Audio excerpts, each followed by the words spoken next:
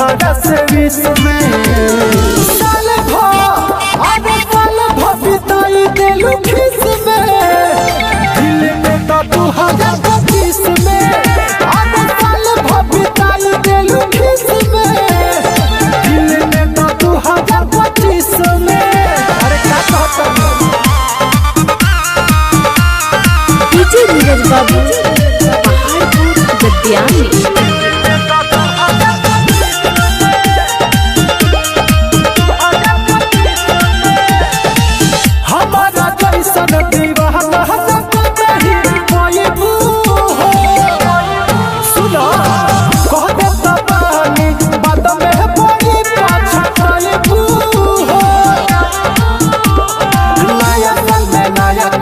काज करा हो खुला खुली प्यार के आगाज करा हो और सुना देरी नहीं करई जवनिया धन जाइए जनतीस में साल भर बिताई देलू खिस में दिल में तो 2025 में साल भर बिताई देलू खिस में दिल में तो 2025 में।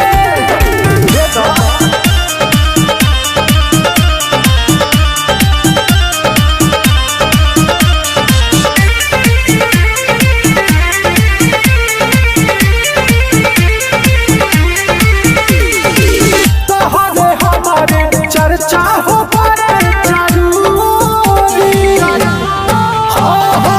दिलवा लगा लो दीपक दीवाना से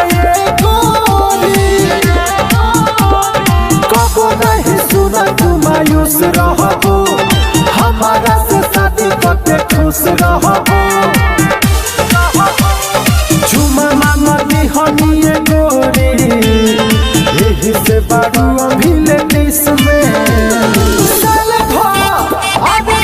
भर बिताई देलू खिस में दिल में तो 2025 में साल भर बिताई देलू खिस में दिल में तो 2025 में।